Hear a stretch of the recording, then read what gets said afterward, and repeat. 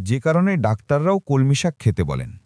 এতে প্রচুর পরিমাণে আয়রন থাকায় রক্তে হিমোগ্লোবিন বাড়াতে সাহায্য করে। এতে থাকা ভিটামিন এ চোখের দৃষ্টিশক্তি ভালো রাখে।